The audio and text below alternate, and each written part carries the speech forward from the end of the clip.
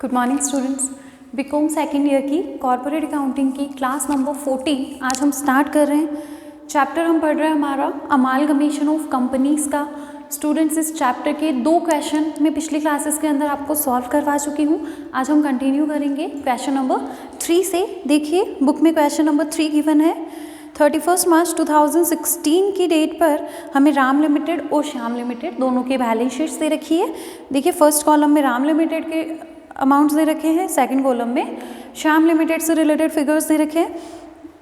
चलिए पढ़ते हैं बैलेंस शीट को। कैपिटल दी हुई है दोनों की, general reserve, capital reserve, revaluation reserve, profit and loss, ये सारे रिजर्व्स दे रखे हैं। After that debentures and creditors, और एसेट साइड में fixed assets, long term investments, stock debtors, cash. Okay fine, हमें क्या कर रखा है, दोनों कंपनीज की बैलेंस शीट बनाकर दे रखी है। आगे हमें बोला गया है राम लिमिटेड एवं श्याम लिमिटेड के 31 मार्च 2016 को विलय के स्वभाव वाला एकीकरण करने के उद्देश्य से एक नई कंपनी आरएस लिमिटेड की स्थापना की गई।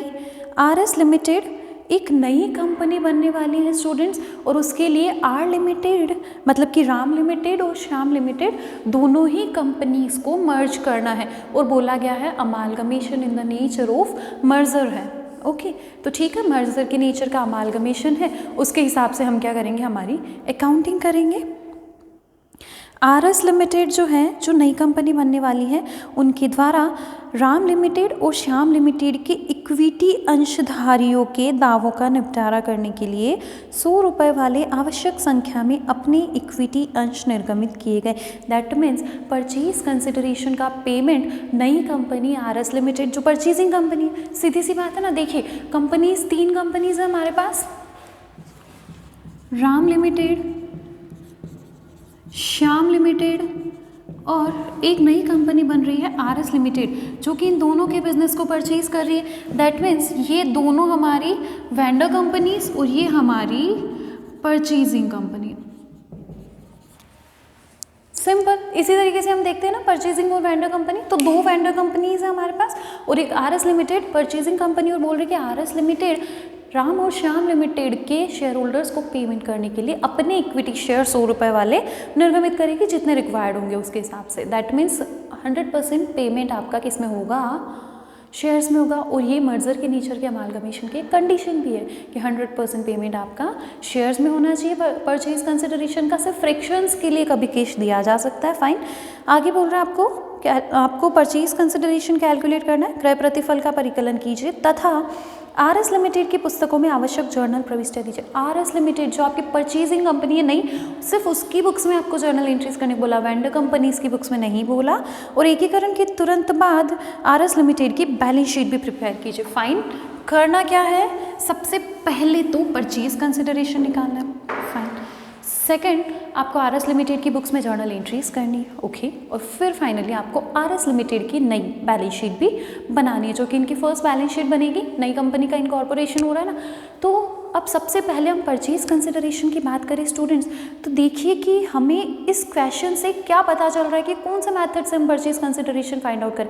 नेट पेमेंट मेथड तो है नहीं, कुछ रेशियो वाइज नहीं दे रखा, सिर्फ ये कहा गया कि इक्विटी शेयर्स इशू करेगी नई कंपनी। तो स्टूडेंट्स ऐसे केस में इंट्रिंसिक वैल्यू मेथड भी हम तब तक नहीं कर सकते जब तक कि हमें परचेजिंग और वेंडर दोनों कंपनीज की इंट्रिंसिक वैल्यू मालूम ना हो। यहाँ तो ये मेथड एप्लीकेबल ही नहीं है, क्योंकि परचेजिंग कंपनी तो बिल्कुल नई कंपनी है, तो उसके शेयर्स की कोई इंट्रिंसिक वैल्यू होना तो पॉसिबल ही नहीं है, सीधी सी बात। तो ऐसे केस में हमारे पास सिर्फ नेट एसेट मेथड है, और बिल्कुल इस क्वेश्चन को हम नेट एसेट्स मेथड से ही सॉल्व करेंगे। और नेट एसेट्स मेथड में याद करिए हमने पढ़ा था कि जब amalgamation in the nature of merger हो और 2 कंपनीज या 2 से ज़्यादा कंपनीज मर्ज होके तीसरी नई कंपनी बन रही हो, तो ऐसे केस में किस तरीके से फाइंड आउट होता है स्टूडेंट्स, याद है, कंबाइंड परचेज कंसिडरेशन मेथड हमने पढ़ा था, बिल्कुल पूरा अच्छे से मैंने डिटेल में समझाया था। पहले हम दोनों कंपनीज की नेट एसेट्स फाइंड आउट करते हैं, फिर उसमें दोनों कंपनीज की नेट एसेट्स को ऐड करके टोटल नेट एसेट्स निकालते हैं, फिर रिजर्व्स, फिक्टिशियस एसेट्स, इसमें वैसे फिक्टिशियस एसेट्स गिवन नहीं है, रिजर्व्स है, उनका हम क्या करेंगे, एडजस्टमेंट करेंगे। उसके बाद हमारे पास क्या आएगी, टोटल नेट एसेट्स आएगी जिसको कि परचेज कंसिडरेशन कहा जाता है, कंबाइंड परचेज कंसिडरेशन, फिर उसको दोनों कंपनीज में बांट देते थे। तो इस तरीके से आप इस क्वेश्चन को हम सॉल्व करेंगे। तो फर्स्ट हम क्या करेंगे, कैलकुलेशन करेंगे परचेज कंसिडरेशन की। स्टार्ट करते हैं स्टूडेंट्स। ये हमारा क्वेश्चन नंबर 3। फर्स्ट काम है हमारा calculation of purchase consideration. Okay, सबसे पहले इसके लिए हम क्या करेंगे स्टूडेंट्स, दोनों कंपनीज की नेट एसेट्स फाइंड आउट करेंगे। और नेट एसेट्स मतलब, net assets means total assets minus liabilities. और देखिए यहाँ पर जो एसेट्स दे रखी है, और वैसे भी कोई रिवैल्यूएशन वगैरह ऐसा कुछ करने की नीड तो है ही नहीं, कोई नई वैल्यू दे भी नहीं रखी है। As it is book value पर जो एसेट्स दे रखी है सभी एसेट्स को 1 बाय 1 लिखते जाएंगे। दोनों कंपनीज के लिए एक साथ नेट एसेट्स फाइंड आउट करते हैं एक ही फॉर्मेट में। कैलकुलेशन ऑफ नेट एसेट्स, सबसे पहले हम क्या फाइंड आउट करेंगे स्टूडेंट्स, नेट एसेट्स दोनों कंपनीज के लिए, राम लिमिटेड, और यहीं पर लिख देंगे हम दूसरा श्याम लिमिटेड। ठीक है, एसेट्स लिखते हैं एक एक करके, जो जो एसेट्स दे रखी है। देखिए फिक्स्ड एसेट्स दे रखी है सबसे पहले, फिक्स्ड एसेट्स यहाँ 18 लाख रुपए, यहाँ 17 लाख रुपए। ठीक है, उसके बाद नेक्स्ट हमें गिवन है लॉन्ग टर्म इन्वेस्टमेंट्स। तो इन्वेस्टमेंट्स दे रखे हैं 220 और 120 के इन्वेस्टमेंट्स।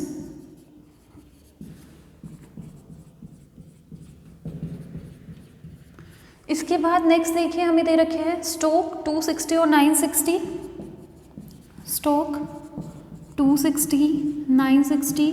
ओके, फिर आगे हमें दिया हुआ है डेटर्स 4 लाख और 12 लाख, डेटर्स 4 और 12। ओके, फिर हमें लास्ट कैश दिया हुआ है 930 एंड 840, लिख देंगे कैश 930 840। ये हमारी टोटल एसेट्स, जो टोटल दे रखी है बैलेंस शीट की वही होगी 36 लाख 10,000 48 लाख 20,000। अब इसमें से हम माइनस करेंगे हमारी लाइबिलिटीज़। दो हैं, एक तो है डिबेंचर्स और दूसरे हमारे क्रेडिटर्स। दोनों कंपनीज में दोनों लाइबिलिटीज़ है। 12% डिबेंचर्स लिख देते हैं साथ में परसेंटेज भी। देखिए 4 और 6,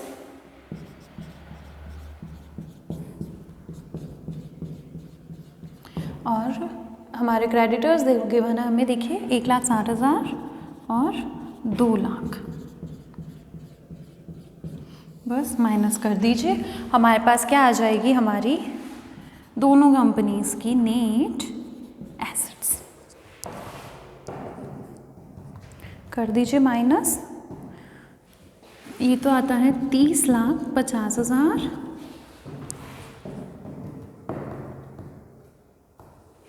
यह आएगा 40,20,000। ओके स्टूडेंट्स, हमने क्या कर लिया, सारी की सारी एसेट्स लिखी, उसमें से लाइबिलिटीज़ को माइनस किया। हमारे पास क्या आ गई, दोनों कंपनीज की नेट एसेट्स आ गई। अब सेकंड हम क्या करेंगे students, calculation of combined purchase consideration. Calculation of combined purchase consideration, यही होती है हमारी सेकंड स्टेप। बिल्कुल, तो अब हम कैसे फाइंड आउट करेंगे, net assets of Ram limited कितनी आई स्टूडेंट्स, 30,50,000। बिल्कुल, इसी तरह सेकंड लिखेंगे यहीं पर, net assets of Shyam limited, net assets of Shyam limited 40,20,000। तो ये हमारी टोटल नेट एसेट्स कितनी हो गई, 70,70,000। फाइन, अब क्या करते हैं हम इसमें फिक्टिशियस एसेट्स और रिजर्व्स। फिक्टिशियस एसेट्स को ऐड करते हैं, रिजर्व्स को लेस करते हैं। देखिए स्टूडेंट्स, कोई भी फिक्टिशियस एसेट गिवन ही नहीं है, तो हम रिजर्व्स को यहाँ से क्या करेंगे, लेस करेंगे। देखिए 4 रिजर्व्स हमें दे रखे हैं ना, और दोनों कंपनीज के हैं, ऐड करके एक एक करके लेस करते जाओ। जैसे general reserve 6 lakh plus 10 lakh, total हो गया 60, माइनस कर दो। नेक्स्ट हमें गिवन है कैपिटल रिजर्व 2 और 3, कैपिटल रिजर्व ये हो गया टोटल 5 लाख रुपए, माइनस कर दो। इसके बाद हमें गिवन है रिवैल्यूएशन रिजर्व 1 और 120, रिवैल्यूएशन रिजर्व 1 लाख और 1,20,000, तो ये टोटल हो गया हमारा 2,20,000। फिर नेक्स्ट लास्ट हमें दिया है profit and loss account, minus कर दो 1,50,000 और 2 लाख, तो ये टोटल हमारा हो गया 3,50,000। ऐड करते हैं यहाँ पे fictitious assets, but there is no fictitious asset, that's why nil।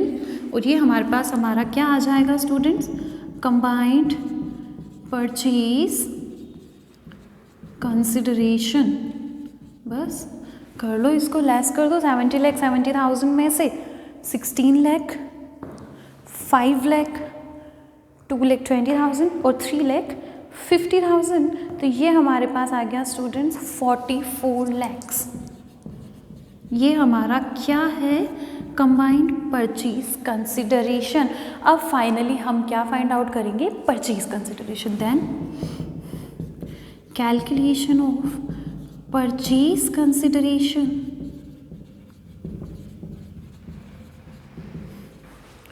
For Ram limited and Shyam limited, दोनों कंपनीज के लिए अब हम फाइंड आउट करते हैं। तो देखिए स्टूडेंट्स, हमने किस तरीके से पढ़ा था, करना क्या होता है, कंबाइंड परचेज कंसिडरेशन को नेट एसेट्स के रेशियो में दोनों कंपनीज में बांटना है, सिंपल सी तरीका है। देन तो अब हम राम लिमिटेड के लिए फर्स्ट फाइंड आउट करते हैं। देखिए कंबाइंड परचेज कंसिडरेशन कितना, 44 lakhs, इसको हमें बांटना है नेट एसेट्स के रेशियो में। नेट एसेट्स राम लिमिटेड की कितनी, 30,50,000, टोटल नेट एसेट्स कितनी, 70,70,000।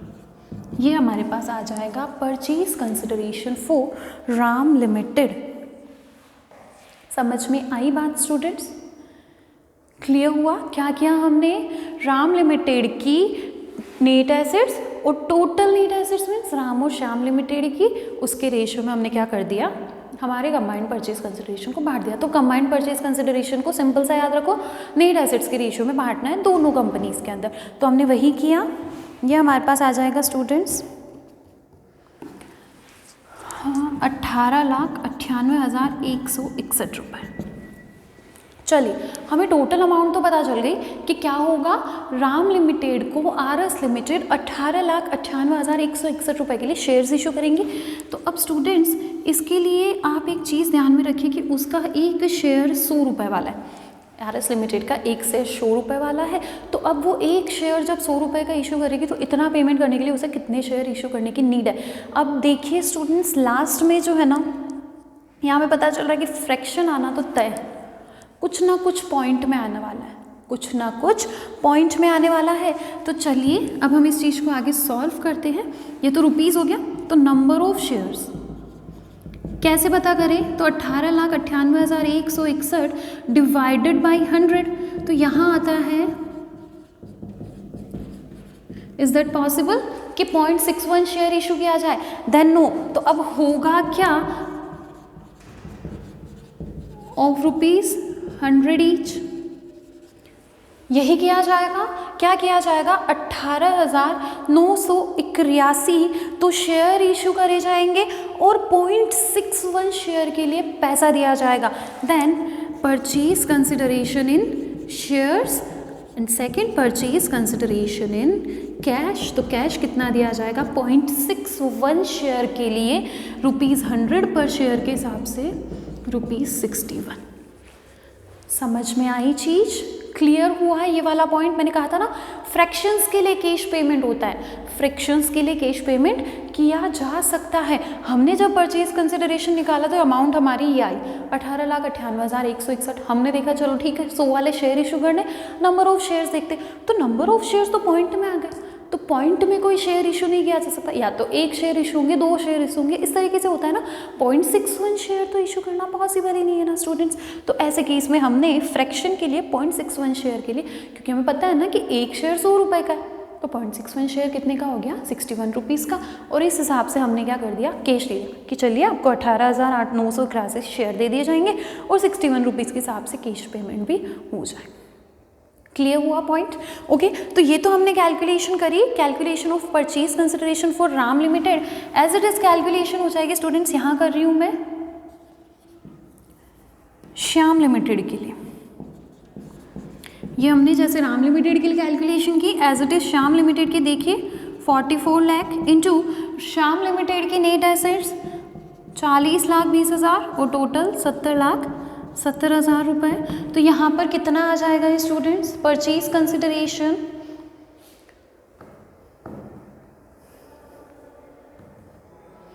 25,01,839। Is that clear? इसके बाद अब यहाँ भी हम देखेंगे नंबर ऑफ शेयर्स। एक शेयर 100 रुपये का, डिवाइड कर दो 100 से, तो ये आते हैं 25,018.39 शेयर्स। सेम सिचुएशन, पॉसिबल ही नहीं है ना 0.39 शेयर इशू करना। तो अब यहाँ पे हम करेंगे परचेज कंसिडरेशन इन शेयर्स, कितना हो जाएगा 25,018 shares of ₹100 each, and purchase consideration in cash कितना हो जाएगा 0.39 और एक शेयर 100 रुपये का is equals to ₹39। That's all. समझ में आई चीज़? सिंपल सा था। तो परचेज कंसिडरेशन कितना हो गया टोटल, राम लिमिटेड के लिए 18,98,161 रुपये, श्याम लिमिटेड के लिए 25,01,839। पेमेंट कैसे होगा, तो कुछ शेयर्स में, कुछ फ्रैक्शन के लिए कैश में दिया जाएगा। तो इक्वेशन का हमारा फर्स्ट पार्ट कंप्लीट हुआ। हमने क्या फाइंड आउट कर लिया, परचेज कंसिडरेशन निकाल लिया। अब इसके बाद नेक्स्ट हम करेंगे आरएस लिमिटेड की बुक्स के अंदर जर्नल एंट्रीज। तो आरएस लिमिटेड परचेजिंग कंपनी हमने पढ़ रखा है ना, मर्जर के नेचर का अमालगमेशन हो अगर, तो परचेजिंग कंपनी की बुक्स के अंदर जर्नल एंट्रीज किस तरीके से की जाएगी। तो चलिए अब हम वो करेंगे, एक बार इसको नोट कर लीजिए आप। और अब हम नेक्स्ट सेकंड स्टेप पर हमारी जर्नल एंट्री स्टार्ट करते हैं।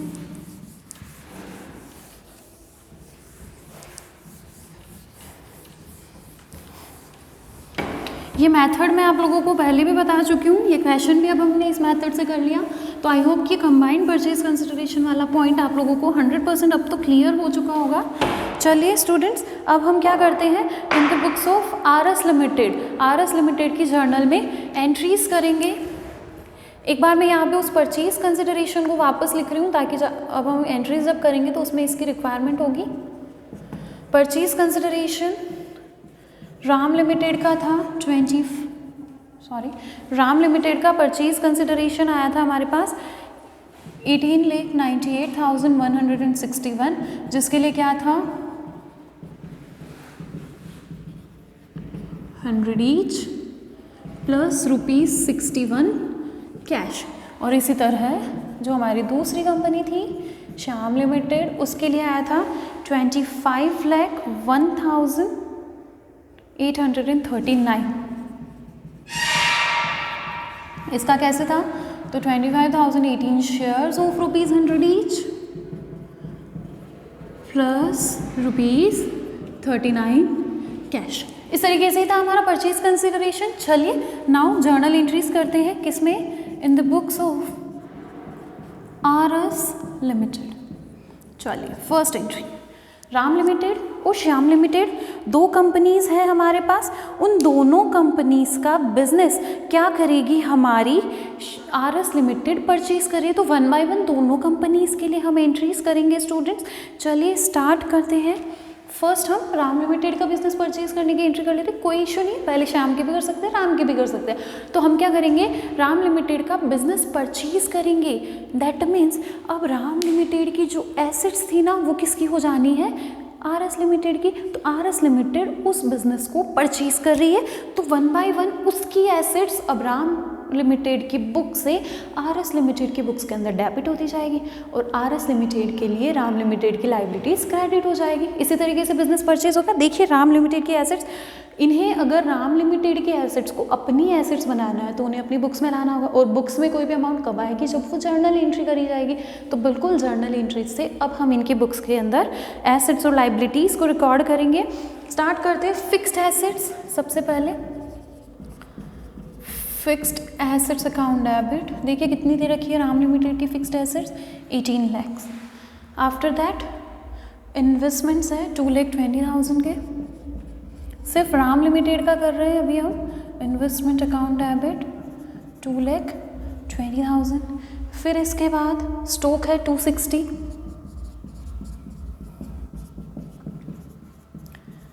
डेटर्स है स्टूडेंट्स, आगे हमें दिया हुआ है debtors 4 lakh. Finally cash account debit 9,30,000। Okay, सारी एसेट्स लिख दिया हमने। टू जो भी लाइबिलिटीज़ हमारी है, चलिए डिबेंचर्स है एक तो 12% डिबेंचर्स, क्योंकि अब उसकी सारी लाइबिलिटीज़ भी तो इसकी नई कंपनी की होने वाली है। डिबेंचर्स कितने के राम लिमिटेड के, 4 लाख रुपए के। इसी तरह टू क्रेडिटर्स, कितने हैं क्रेडिटर्स राम लिमिटेड के, 1,60,000 रुपये लिख दिया हमने। सारी एसेट्स लिख दी, सारी लाइबिलिटीज़ लिख दी। अब याद करिए स्टूडेंट्स, हमने जब परचेजिंग कंपनी की बुक्स के अंदर एंट्रीज करना सीखा था तो मैंने आप लोगों को बताया था कि परचेज के नेचर के अमालगमेशन में क्या होता है कि बस एसेट्स लिख दी, लाइबिलिटीज़ लिख दी, दैट्स ऑल।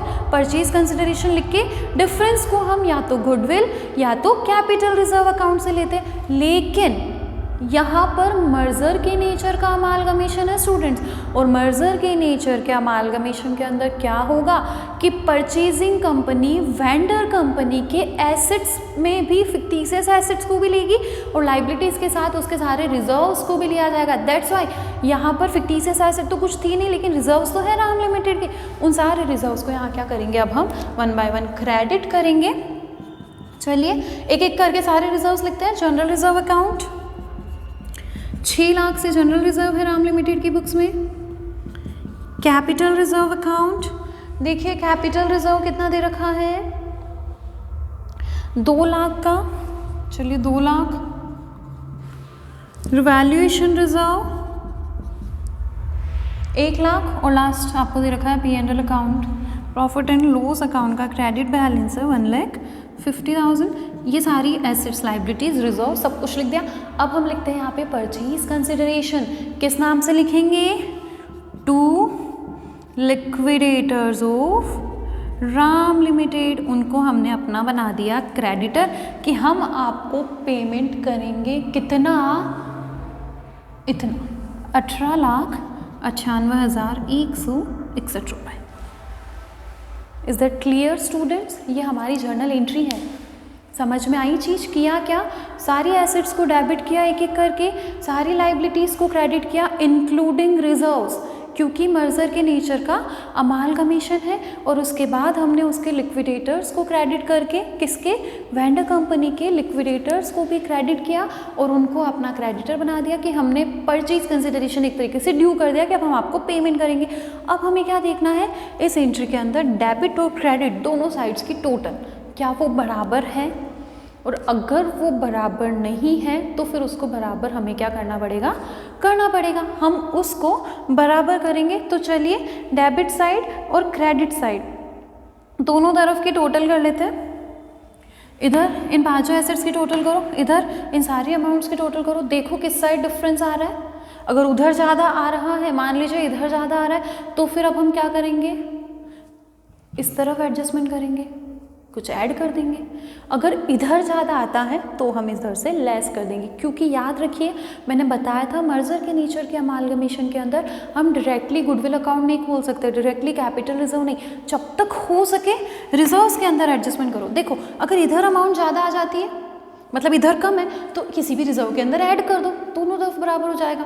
अगर इधर अमाउंट ज़्यादा आ रही है तो माइनस कर दो ना रिजर्व्स में से, एक रिजर्व हट भी जाए, 2 रिजर्व्स हट भी जाए, then no worry, don't worry about it. हमें क्या करना है, सबसे पहले रिजर्व्स के अंदर एडजस्टमेंट करना है। तो करिए, चलिए टोटल करके देखिए, डिफरेंस आएगा स्टूडेंट्स, इस तरफ टोटल 1,08,000 1,839 रुपये ज़्यादा आ रही है। इस तरफ टोटल ज़्यादा है, इस तरफ कम है, और इधर डिफरेंस कितना है आपका? टोटल 1,01,839 रुपये का। इसका मतलब क्या है? इधर ज़्यादा इधर कम, मतलब इधर बढ़ाना पड़ेगा, इधर बढ़ाना पड़ेगा। तो अब आपके ये जो रिजर्व्स है ना, इनमें आप क्या कर दो? इसको ऐड कर दो, बहुत सिंपल। तो हम क्या कर दें? कैपिटल रिजर्व में भी ऐड कर सकते हैं, जनरल रिजर्व में भी ऐड कर सकते हैं, किसी में भी कर सकते हैं। कोई ऐसी खास प्रॉब्लम इसके अंदर नहीं है कि हमें इस पर्टिकुलर अकाउंट के अंदर ही ऐड करना पड़ेगा, तो हम किसी भी रिजर्व के अंदर इसको ऐड कर सकते हैं। तो चलिए जनरल रिजर्व में ही कर देते हैं। कितना? 6 लाख तो था, अब उसमें ऐड कर दें हम 1,01,839, तो जनरल रिजर्व हमारा आ जाएगा 7,01,839, और अब दोनों तरफ की टोटल सेम हो गई। ये एडजस्टमेंट बहुत सही तरीके से करना बहुत ज़रूरी है, बहुत इजी मेथड है। इस तरफ की टोटल करो, इस तरफ की टोटल करो, बराबर आ जाती है कुछ केसेस में, नो प्रॉब्लम। बराबर नहीं आई है तो देखो डिफरेंस कितना है। अभी हमने देखा ये टोटल ज़्यादा थी, ये कम थी, और ये ज़्यादा कितने से थी? 1,01,839 से, तो हमने इधर 1,01,839 बढ़ा दिया। तो इस तरीके से हमारी दोनों साइड्स की टोटल बराबर हो गई। ओके, ये फर्स्ट एंट्री हो गई हमारी राम लिमिटेड का बिजनेस परचेज करने के लिए। अब हम क्या करें? श्याम लिमिटेड का बिजनेस परचेज करने की एंट्री करें। उससे पहले क्या कर देते हैं? इनके लिक्विडेटर्स को पेमेंट कर देते हैं, मतलब कि परचेज कंसिडरेशन का पेमेंट करने की एंट्री कर देते हैं। तो liquidators of Ram limited account debit कितना देना है? 18,98,161 रुपये। याद करो, ऐसे ही हमने परचेज कंसिडरेशन का पेमेंट करने की एंट्री पढ़ी थी ना। हमने पहले इनको क्रेडिट करके हमारा क्रेडिटर बनाया, अब हम इसको डेबिट करके अपनी लायबिलिटी डिस्चार्ज करेंगे, इनको पेमेंट करेंगे। पेमेंट करेंगे कैसे? पेमेंट करेंगे कैसे? तो हमें पता है कि आरएस लिमिटेड इतने तो शेयर इशू करेगी, रिमेनिंग कैश पेमेंट करेगी। देन यहाँ पे क्या लिखेंगे? टू इक्विटी शेयर कैपिटल, ये तो अपनी कैपिटल ही इशू करिए, कितनी? 18,98,100 रुपये, और रिमेनिंग कैश पेमेंट करेगी तो टू कैश अकाउंट 61। देखिए टोटल पेमेंट डन। आई चीज समझ में? सिंपल था स्टूडेंट्स। तो बस इस तरीके से हमने क्या कर दिया? परचेज कंसिडरेशन का भी पेमेंट कर दिया। अब आ जाते हैं हम नेक्स्ट थर्ड एंट्री पर। इसके अंदर हम क्या करेंगे? श्याम लिमिटेड का बिजनेस परचेज करेंगे। तो जैसे राम लिमिटेड का बिजनेस परचेज किया, as it is Shyam limited का करना है। अब श्याम लिमिटेड की सारी एसेट्स को लिखेंगे, लाइबिलिटीज़ को लिखेंगे। चलिए स्टार्ट करते हैं। Fixed assets account debit, fixed assets है इनकी 17 लाख रुपए। इन्वेस्टमेंट्स 120,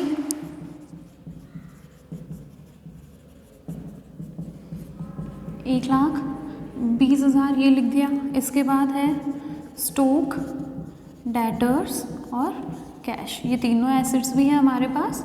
चलिए इन तीनों के लिए भी एंट्री हम पास करते हैं। अमाउंट्स है हमारी 960, 12 लाख और 840।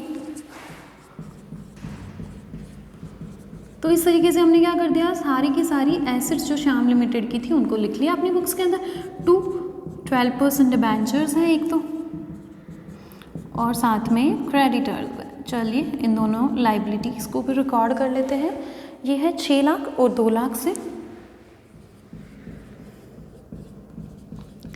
अब इसके बाद सारे रिजर्व्स लिखे जाएंगे ना, मर्जर के नेचर का अमालगमेशन है, तो एक एक करके सारे रिजर्व्स लिखेंगे। General reserve, capital reserve, revaluation reserve और finally profit and loss account.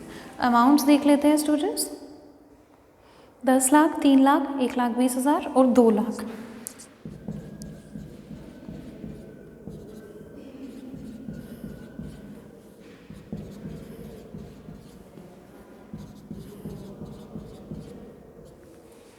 Fine, तो हमने क्या कर दिया? सारी एसेट्स, सारी लाइबिलिटीज़ इंक्लूडिंग रिजर्व्स हमने लिख दी। और यहाँ फाइनली हम लिखते हैं to liquidators of Shyam limited, क्योंकि ये श्याम लिमिटेड का बिजनेस परचेज करने की एंट्री है और श्याम लिमिटेड का परचेज कंसिडरेशन 25,01,839 रुपये। समझ में आई यहाँ तक चीज़ें? किसी को कोई कन्फ्यूज़न तो नहीं हो रहा है ना? बिल्कुल सिंपल तरीके से हम अपना काम कर रहे हैं, बहुत आराम से मैं क्वेश्चन करवा रही हूँ स्टूडेंट्स। हमने श्याम लिमिटेड की सारी एसेट्स डेबिट की ताकि ये एसेट्स आरएस लिमिटेड की हो जाए। उसके बाद हमने उनके सारे रिजर्व्स और लाइबिलिटीज़ को क्रेडिट करके फाइनली श्याम लिमिटेड के लिक्विडेटर्स के लिए परचेज कंसिडरेशन ड्यू कर दिया, उनको अपना क्रेडिटर बना दिया।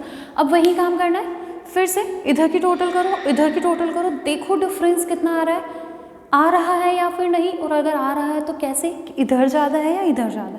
चलिए करिए, हम टोटल कर लेते हैं दोनों साइड्स में और फिर देखते हैं कि डिफरेंस किधर ज़्यादा है। तो स्टूडेंट्स इस तरफ और इस तरफ दोनों साइड जब हमने टोटल की तो इस तरफ अब ज़्यादा है, यहाँ पर 1,01,839 रुपये ज़्यादा आ रही है डेबिट साइड से। क्रेडिट साइड में हमारी ज़्यादा टोटल आ रही है और डिफरेंस आ रहा है 1,01,839 का। तो अब हम क्या करें, तो अगर परचेज होता तो हम उधर डेबिट में गुडविल खोल देते, क्लियर। लेकिन यहाँ पर मर्जर के नेचर का अमालगमेशन है, that's why we have to adjust. हमें क्या करना पड़ेगा, एडजस्ट करना पड़ेगा। और किस अकाउंट्स के अंदर, तो अपने रिजर्व्स में। तो अब हम ये एडजस्टमेंट किस में कर ले, जनरल रिजर्व में। करना क्या है, 10 लाख का तो था ना जनरल रिजर्व, माइनस कर दो 1,01,839, तो इधर कम हो जाएगा, तो दोनों तरफ की टोटल सेम आ जाएगी। तो चलिए 10 लाख में से 1,01,839 माइनस कर देते।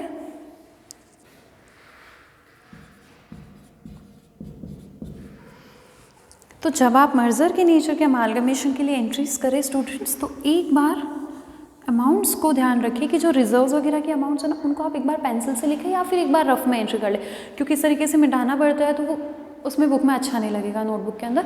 तो आप पहले क्या करें, पेंसिल से लिख लें एक बार इस एंट्री को, या फिर रफ में लिख ले पहले, ताकि हमें फाइनली पता चल जाए। और फाइनल एंट्री को ही अपनी बुक्स के अंदर लिखा जाएगा, मतलब नोटबुक के अंदर सॉल्यूशन जब हम लिखेंगे ये वाली एंट्री लिखी जाएगी इस तरीके से। समझ में आई चीज़? देखो दोनों चीज़ें आ गई इसी क्वेश्चन के अंदर। यहाँ पर डेबिट साइड टोटल ज़्यादा थी तो हमने इधर भी बढ़ा दिया, यहाँ क्रेडिट साइड टोटल ज़्यादा आ रही थी तो हमने कम कर दिया, मतलब फर्स्ट एडजस्टमेंट अपना रिजर्व्स के अंदर होना चाहिए। तो अब इस तरीके से दोनों साइड टोटल हमारी क्या हो गई, इक्वल हो गई, हमारी परचेज की एंट्री खत्म। और फाइनली अब हम क्या कर दें, श्याम लिमिटेड के लिक्विडेटर्स को भी पेमेंट कर दे। तो liquidators of Shyam limited account debit कितना पेमेंट करना है, 25,01,839 रुपये का कैसे, तो कुछ पेमेंट तो इक्विटी शेयर्स में, तो to equity share capital account, कुछ पेमेंट रिमेनिंग कैश में। इक्विटी शेयर्स कितने, तो 25,018 शेयर्स, और कैश पेमेंट कितना हो जाएगा 39। और फाइनली इस तरीके से हमारे परचेज कंसिडरेशन का पेमेंट हो गया। समझ में आया, क्लियर हुआ क्वेश्चन? तो हमने क्या किया, सिर्फ परचेजिंग कंपनी की बुक्स के अंदर एंट्री करी, और अब यहाँ पर कोई दूसरी एंट्री करनी नहीं है, क्योंकि कोई लिक्विडेशन एक्सपेंसेस से रिलेटेड कोई इन्फॉर्मेशन हमारे पास नहीं है, ना तो कोई इंटर कंपनी ट्रांजेक्शन है, मतलब कॉमन डेटर, क्रेडिटर, BPPR ऐसा भी कुछ नहीं है। तो बस ये चारों एंट्रीज की हमारी RS लिमिटेड के बुक्स के अंदर। समझ में आई? मेन पॉइंट यही थे स्टूडेंट्स, ये एडजस्टमेंट्स आपको अच्छे से समझने में, बस बाकी कोई प्रॉब्लम नहीं है क्वेश्चन के अंदर। तो ये हमारी जर्नल एंट्रीज भी खत्म। अब फाइनली हम क्या करेंगे, बैलेंस शीट बनाएंगे, balance sheet of RS limited. Fine, note कर लो फटाफट। अब हम बनाएंगे RS लिमिटेड के लिए balance sheet. Balance sheet of RS limited, देखिए मर्जर के नेचर का अमालगमेशन है, तो पुरानी कंपनी की जितनी भी एसेट्स, पुरानी मीन्स जो हमारी वेंडर कंपनीज हैं, उनकी जितनी भी लाइबिलिटीज़ है, जितनी भी एसेट्स है, वो एज इट इज़ ऐड होते, दोनों की ऐड होकर हमारी नई बैलेंस शीट के अंदर आ जाएगी। ध्यान सिर्फ इतना रखना है कि रिजर्व्स भी यहाँ पर लिखे जाएंगे, क्योंकि ये मर्जर के नेचर का अमालगमेशन है, और रिजर्व्स को एडजस्टेड अमाउंट पर लिखेंगे। देखिए स्टूडेंट्स, कोई भी चीज़ बैलेंस शीट में कब आएगी, जब वो जर्नल में आएगी। तो हमें क्या करना है, इन शॉर्ट जो जर्नल एंट्रीज हमने करी है ना, उनके बेस पे हमें बैलेंस शीट बनानी है। सिंपल, जो जर्नल एंट्रीज हमने करी है उनके बेस पे कि कौन कौन सी एसेट आई, कितने कितने से आई, कौन कौन सी लाइबिलिटीज़ आई, कितनी कैपिटल हमने इशू करी, सब कुछ इन जर्नल एंट्रीज के अंदर था। तो बस उसी के बेस पे हमें क्या करना है, अपनी बैलेंस शीट को प्रिपेयर करना है। तो चलिए बैलेंस शीट हम प्रिपेयर करते हैं, balance sheet of RS limited. Balance sheet of RS limited as it 31 March जो भी डेट आपकी बुक के अंदर दे रखी हो वो डेट डाल दो, कोई प्रॉब्लम नहीं इसके अंदर। प्रॉपर फॉर्मेट के अंदर बैलेंस शीट बनानी है हमेशा, इस चीज़ को ध्यान रखना। सिर्फ सीधे आपने कैपिटल लिख दिया, रिजर्व्स लिख दिए, ये सब कुछ नहीं चलेगा। प्रॉपर फॉर्मेट में आपकी बैलेंस शीट प्रिपेयर होनी चाहिए। चलिए फर्स्ट यहाँ हम लिखते हैं इक्विटी एंड लाइबिलिटीज़। ये हमारा फर्स्ट हेड होता है बैलेंस शीट का, जिसमें हम सारी लाइबिलिटीज़ को लिखते हैं एक तरीके से। और सेकंड जो हमारा पोर्शन होता है वो होता है हमारी एसेट्स का, जिसके अंदर हम सारी एसेट्स को वन बाय वन हेड बना के लिखते जाते हैं। तो इक्विटी एंड लाइबिलिटीज़ के अंदर जो हमारा first share holders fund, share holders funds के अंदर ई पॉइंट हमारा आता है शेयर कैपिटल का। देखिए स्टूडेंट, शेयर कैपिटल को हम कैसे लिखते हैं, ऑथोराइज्ड लिखते हैं, after that issued and subscribe. Authorised capital की कोई इन्फॉर्मेशन हमारे पास है नहीं, तो यहाँ सिंपल सा लिख दे authorized, there is no information about it. और इसके बाद एक बार बैलेंस शीट की टोटल हो जाती है, और इसके बाद अब हम आगे अपनी बैलेंस शीट प्रिपेयर करेंगे, इशूड एंड सब्सक्राइब्ड।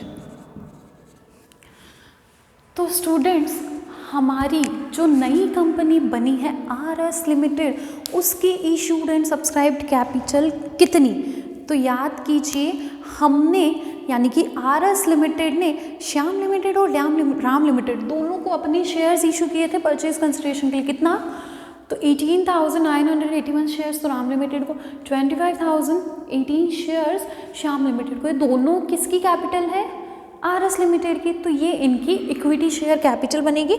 दोनों की टोटल कर लो तो ये आती है 43,999। तो हम यहाँ क्या लिखेंगे, 43,999 equity shares of ₹100 each, fully paid up, बिल्कुल 100% फुल्ली पैडअप है, issued for consideration other than cash। याद है ये चीज़, हमने ये जो शेयर्स इशू किए वो किसके लिए किए, कैश के लिए, पब्लिक में इशू किया क्या, देन नो, हमने तो राम लिमिटेड और श्याम लिमिटेड का बिजनेस परचेज करने के लिए शेयर्स इशू किए, तो that is issued for consideration other than cash. ये वाली लाइन यहाँ पर लिखनी है। टोटल कितनी हो जाएगी, 43,99,900, ये हमारी कैपिटल। क्लियर हुआ पॉइंट, बिल्कुल सिंपल। अब इसके बाद शेयर कैपिटल के अंदर कंप्लीट हमारा बी पॉइंट हमारा आता है यहाँ पे शेयर होल्डर्स फंड्स के अंदर रिजर्व्स एंड सरप्लस। तो जो भी हमारे रिजर्व्स एंड सरप्लस है, देखिए सबसे फर्स्ट जनरल रिजर्व, बुक के अंदर तो गिवन है 6 लाख और 10 लाख, लेकिन बुक से नहीं, हमने जर्नल एंट्रीज में कितना जनरल रिजर्व लिखा, तो राम लिमिटेड का बिजनेस परचेज करते टाइम पे तो जनरल रिजर्व को बढ़ाया था, और कितना हो गया था वो 7,01,839। याद है ना, जर्नल एंट्री आप लोगों के पास तो करी हुई है, मैंने मिटा दी यहाँ से, लेकिन आप लोगों के पास है बुक में। हमने कितना किया, जनरल रिजर्व राम लिमिटेड से कितना क्रेडिट होके आया, 7,01,839, और श्याम लिमिटेड से आया 8,98,161। दोनों मिलाकर फिर 16 लाख। बाहर आउटर कॉलम में तो 16 लाख ही आना है, लेकिन ज़रूरी नहीं है हर क्वेश्चन के अंदर सेम चीज़ हो, तो हमें तो बस एडजस्टेड अमाउंट का ध्यान रखना है। जर्नल एंट्री में क्या हुआ है सिर्फ उसको ध्यान में रखते हुए एंट्री करो। After that capital reserve add करके लिख दो ना दोनों कंपनीज का, 2 और 3, ये 5 लाख। फिर valuation reserve,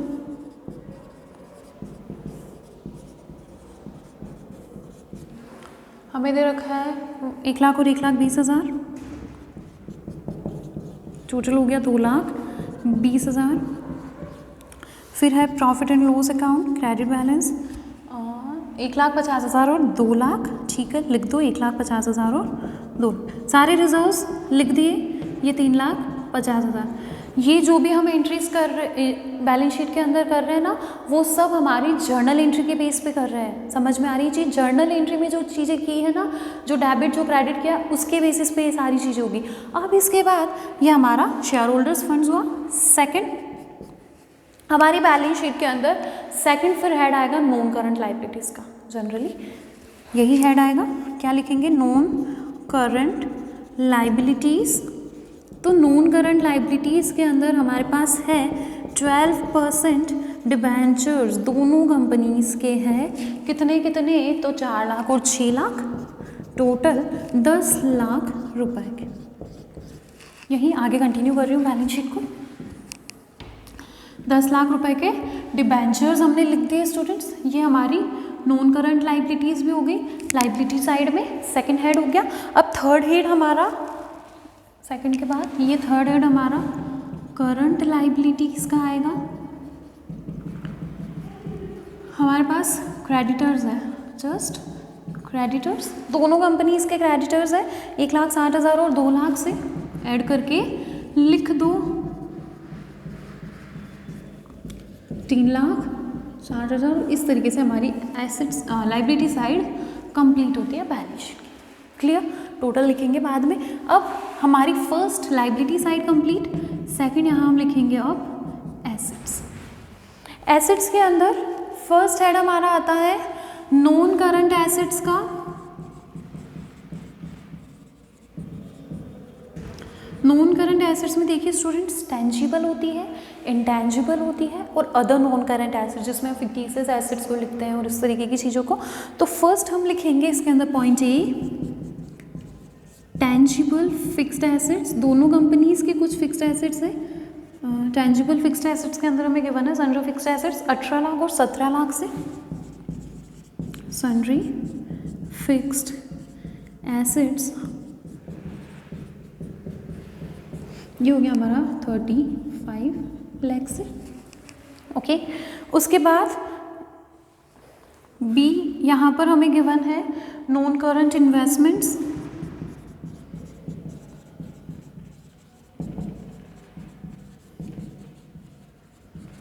non current investments के अंदर हमें गिवन है लॉन्ग टर्म इन्वेस्टमेंट, दोनों कंपनीज के दे रखे हैं। लॉन्ग टर्म इन्वेस्टमेंट्स दोनों कंपनीज के ऐड करके लिख लो 2,20,000 और 1,20,000। ये हो गए 3,40,000।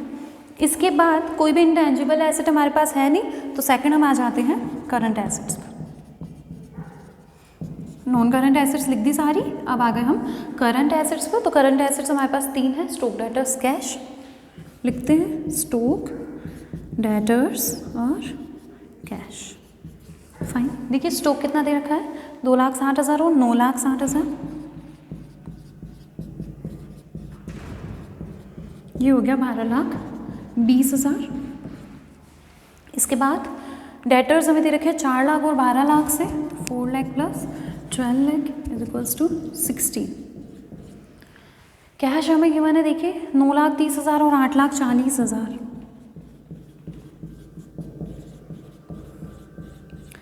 कैश याद करिए स्टूडेंट्स, हमने परचेज कंसिडरेशन का पेमेंट कुछ फ्रैक्शंस के लिए कैश में किया था, है ना? कितना? 61 एक कंपनी को दिया, 39 एक कंपनी को दिया। तो पेमेंट तो हुआ है ना, तो वो पेमेंट केस में से क्या हो जाए? माइनस हो जाए, क्योंकि उतना ही बचा है। इतना तो आया आपके पास दोनों कंपनी से, लेकिन इतना इतना आपने रीपेमेंट भी तो किया उनके शेयर होल्डर्स को। तो ये कर लीजिए, हमारे पास कैश की अमाउंट आ जाएगी 17,69,900। और इस तरीके से हमारी ये एसेट साइड की भी टोटल हो जाएगी। दोनों तरफ स्टूडेंट्स टोटल लगा दीजिए 84,29,900 रुपये।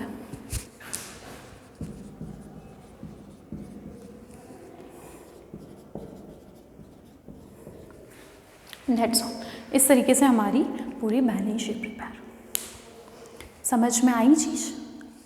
ये हमारा क्वेश्चन नंबर 3।